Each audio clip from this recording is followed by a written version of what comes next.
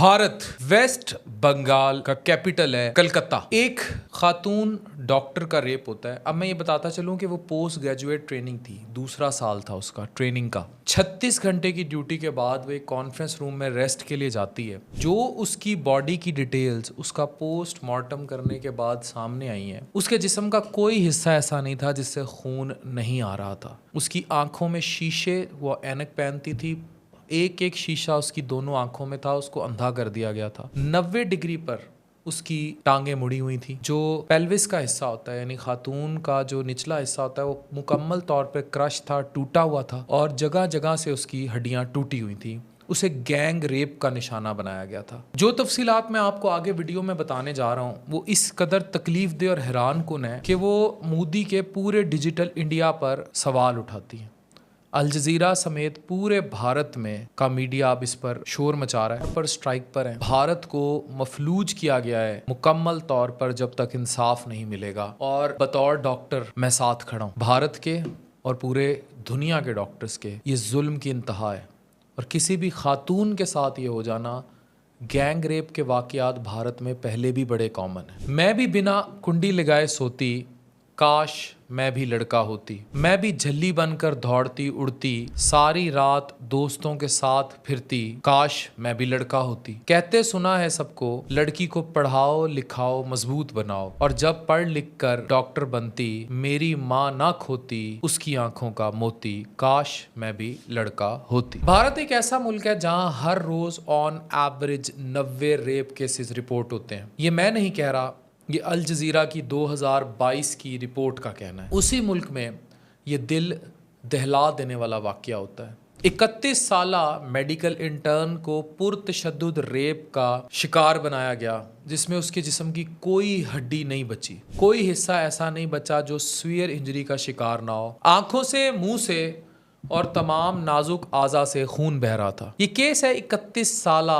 कलकत्ता की trainee doctor का 36 घंटे ड्यूटी के बाद। और जिस तरह का उस पर जुल्म किया गया वो मैं पहले बता चुका हूँ। पोस्टमार्टम की रिपोर्ट को छुपाया गया और ये छुपाने वाले RJ कर मेडिकल कॉलेज जो है उसकी इंतजामिया थी और उसी से जुड़ा एक हॉस्पिटल था, और ये गवर्नमेंट का सरकारी हॉस्पिटल था। अब जब इसकी पोस्टमार्टम रिपोर्ट आती है, वाकया है 9 अगस्त की रात का, तो 15 अगस्त तक जो पूरा भारत था उसमें रिक्लेम द नाइट के नाम से प्रोटेस्ट फैलना शुरू हो गए। और अब वो अपने अरूज पर है, जिसमें जो डॉक्टर्स की तंजीमें हैं जिनका ताल्लुक कलकत्ता और पूरे इंडिया से है, वो बड़ा वाइब्रेंट सामने आ गई हैं। खवातीन की तंजीमें बड़ा सामने आ गई हैं। मोदी बाकायदा ट्रबल में। एक सस्पेक्ट को अरेस्ट किया गया है, संजय रॉय, जो सिविक वॉलंटियर है डिजास्टर मैनेजमेंट पुलिस डिपार्टमेंट का, और ये बदमाशों की तरह हर मेडिकल कॉलेज की बिल्डिंग में पाया जाता है और घूमता है। ये बिल्कुल ऐसे जैसे पाकिस्तान में भी सरकारी अस्पतालों में आपको मुश्तंडे फिरते नजर आते हैं, कोई इनको पूछने वाला नहीं होता वो क्यों है। अच्छा, अब ये आप स्क्रीन पर देखिए। अब इसकी मेडिकल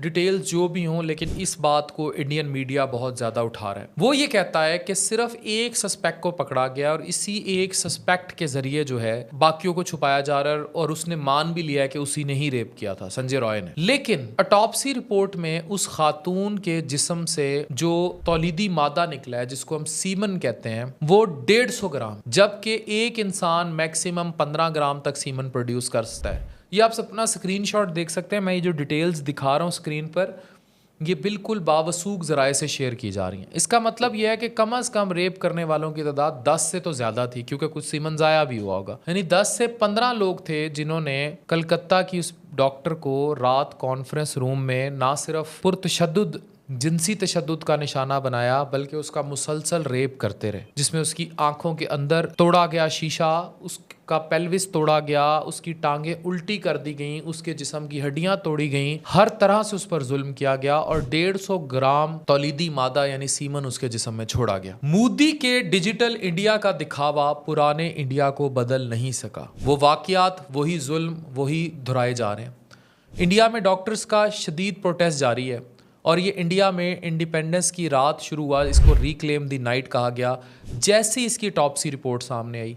और जो मेडिकल कॉलेज है, इसमें एक बड़ा ज़बरदस्त किस्म का टर्न आता है जब ऑटोप्सी रिपोर्ट सामने आती है, जबकि RJ कर medical college West Bengal capital city Calcutta में इसको छुपाया जा रहा था। अब पूरा भारत इस टाइम स्ट्राइक पर है। 2012 में भी एक फिजियोथेरेपिस्ट को दिल्ली बस में इससे बुरी तरह गैंग रेप किया गया था। और 2002 में बानो नाम की एक मुसलमान बच्ची को 11 लोगों ने गैंग रेप का निशाना बनाया था। और ये गुजरात फसादात के किस्से हैं। उन्हें उम्र कैद दी गई थी, और लेकिन मोदी के दौर में 2022 में उन्हें छोड़ दिया गया था। फिर दोबारा एहतजाज हुए तो उनको दोबारा जेल में डाल दिया गया। अब ये वाला जो केस है, ये इंटर्न डॉक्टर वाला, ये CBI को ट्रांसफ़र किया गया है और उनको जल्द ही प्रोग्रेस रिपोर्ट शेयर करने का कहा गया।